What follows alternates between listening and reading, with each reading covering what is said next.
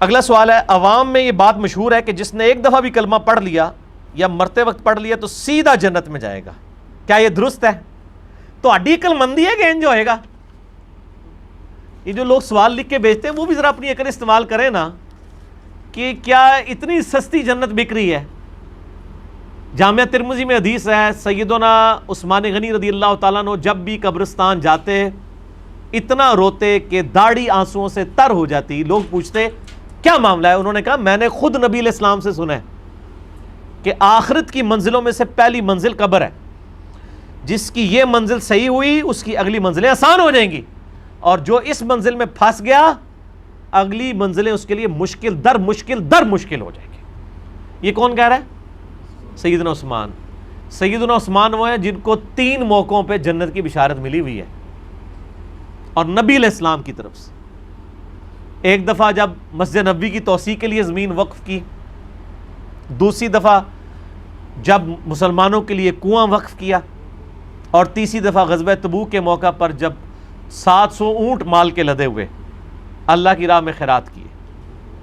اچھا، تینوں دفعہ ان کو مال خرچنے کے اوپر ہی جنت ملی ہے۔ اس لیے میں کہتا ہوں جس کو اللہ نے مال دیا ہے نا، سب سے آسانی میں اگر دنیا میں کوئی جنت کما سکتا ہے نا، مالدار بندہ ہے۔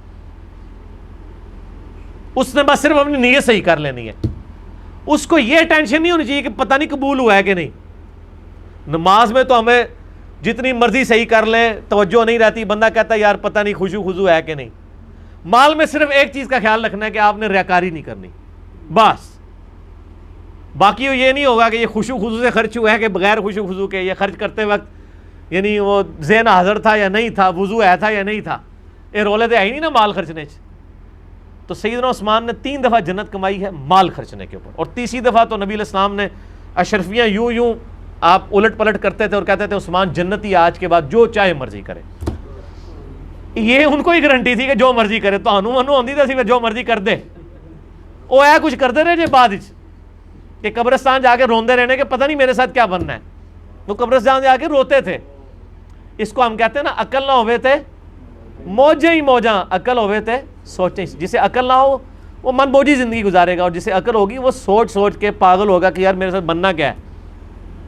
سیدنا عثمان غنی رضی اللہ تعالیٰ عنہ کا میں نے اس لیے بیان کیا تاکہ آپ کو اس حوالے سے سینسٹیوٹی کلیئر ہو۔ یہ جو آپ کو ایمی پبلک میں مشہور کر دیا ایک دفعہ کلمہ پڑھا جنت میں جائے گا، یہ پوری حدیث صحیح بخاری میں موجود ہے، مشکات میں بھی آپ کو یہ کتاب الایمان چیپٹر میں شروع میں حدیث مل جائے گی کہ نبی صلی اللہ علیہ وآلہ وسلم نے فرمایا جس شخص نے گواہی دی لا الہ الا اللہ محمد رسول اللہ کی، وہ جنت میں جائے گا،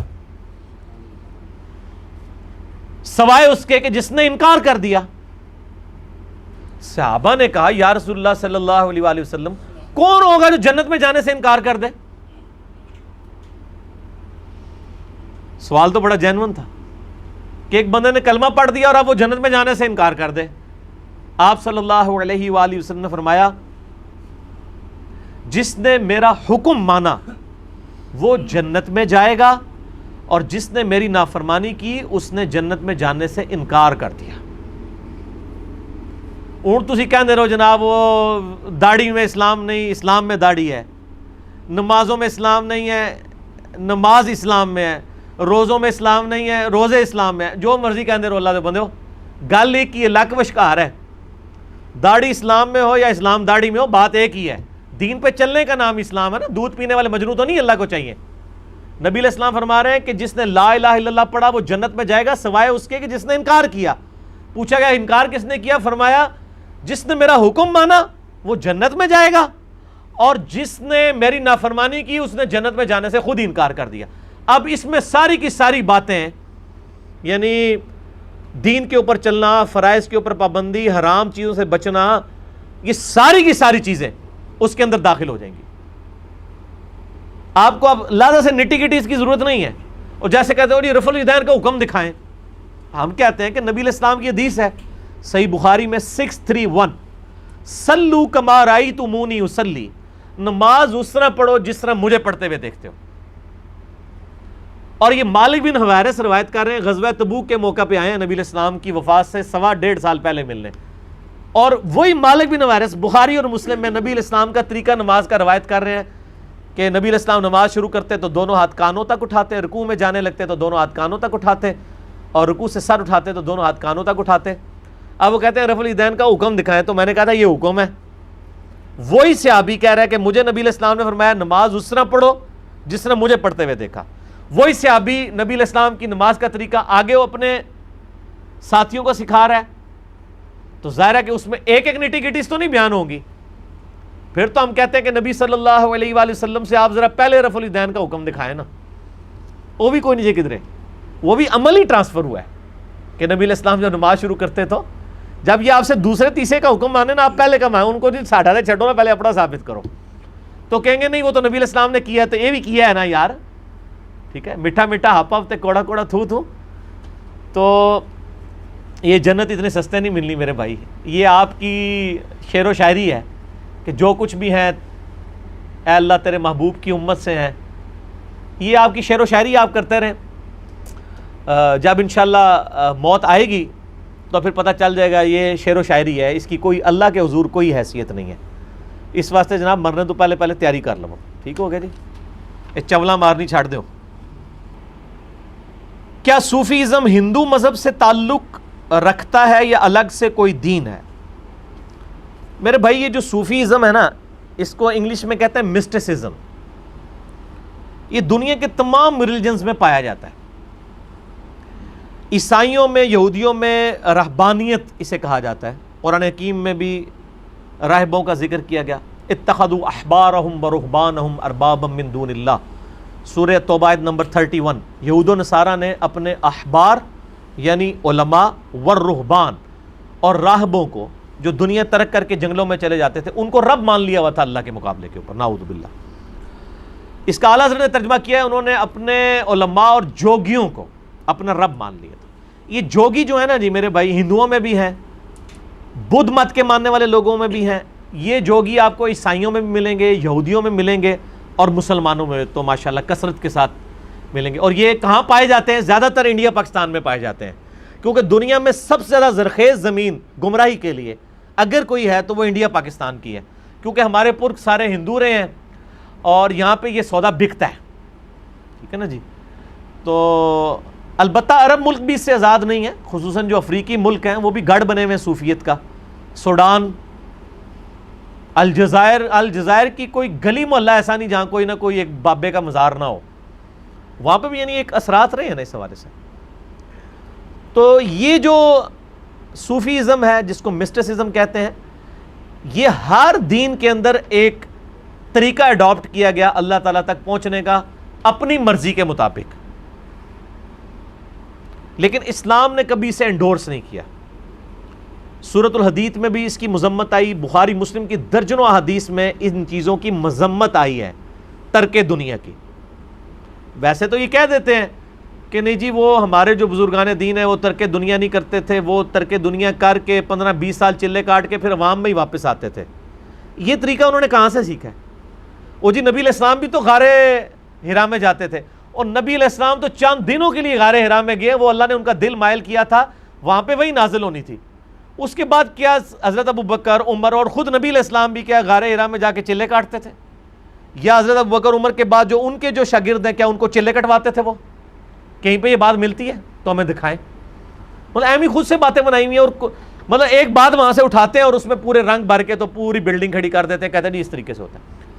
بال اس پہ تفصیل آپ نے دیکھنی ہے، مسئلہ نمبر 55A ہے، علم لدنی سے متعلق فرقہ وارانہ نظریات کا تحقیقی جائزہ، جو ان کے بڑے بڑے دلائل ہیں، اور ان کا یہ دعویٰ ہے کہ قرآن و سنت کے پیرلل دین کوئی یعنی کتابوں کے علاوہ سینہ بہ سینہ ٹرانسفر ہو رہا ہے۔ ان کے سارے جھوٹے دلائل کا میں نے پوسٹ مارٹم کیا ہے، اور میں نے بتایا کہ نبی علیہ السلام نے جو دین دیا ہے اوپنلی دیا ہے، وہ کتاب و سنت کی فارم میں امت تک پہنچا ہے۔